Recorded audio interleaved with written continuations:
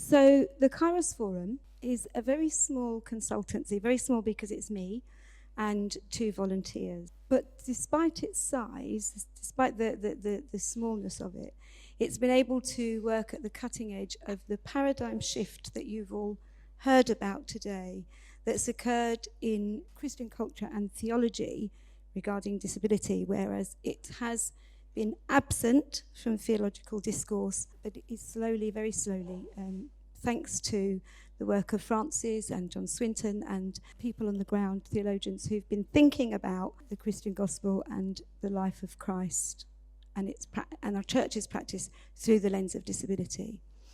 So the Kairos Forum began after a conversation between John and I when we talked about the problem that exists in that gap between theory and practice.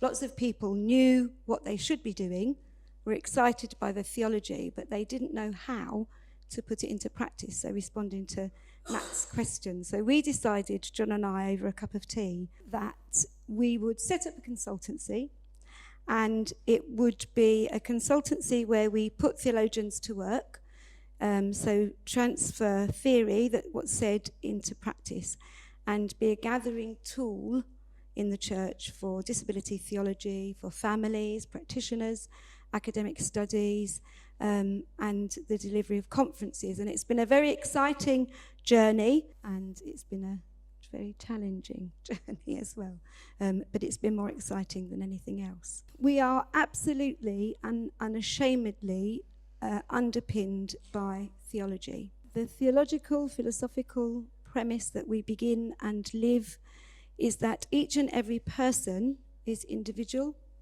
awesome member of the human race, singular in their way of being, universal because of their singular way of being, because of their particular way of being, and their individual nature, are a member of the universal body of Christ. There is nobody who can or cannot, who can be in or out of the body of Christ. As baptized members, they belong to that body. So we don't believe that theology has to justify their place of belonging.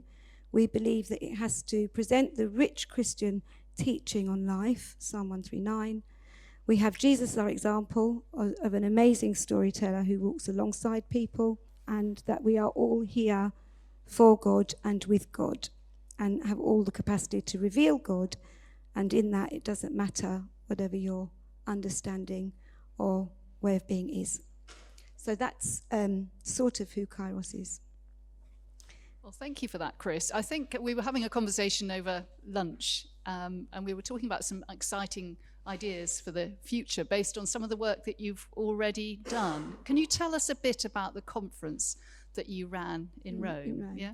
So I said that we were small, but because I suppose the approach and the theology that we present and take into parishes is a little bit different, although it's quite the same. Both and, yeah.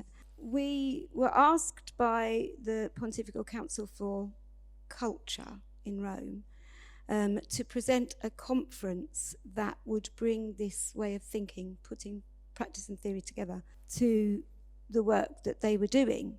So we had 3 days in Rome where we invited an ecumenical group of theologians, John Swinton, Hans Reinders, Bill Gaventa, some of the sort of foundational voices in theology of disability, to speak at a symposium. So we had an academic symposium, and that was followed by 3 days of conference.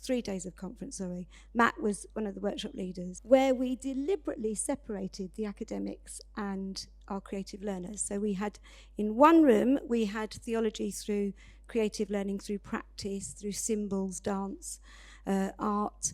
And in the other room, we deliberately had an academic thread. We had, our creative side was thread A, because usually people with disabilities or creative learners are thread B, and the academics are, so they were thread A, and then we had the academic thread. So we had 2 rooms, and we were doing exactly the same thing, exactly the same theology, but one was differentiated and one was typical in its academic method. What we found was a lot of the academics would come in, stay a few minutes, and then they'd slowly filter into thread A, and that's where they'd stay, because they would say that that's where all of the creative learning, and there were lots of things being revealed to them that they wouldn't have had if they had a book in front of them. But on the very last day, we deliberately closed down the academic thread, and we said, okay, we've known the pain of separation, of a them and us.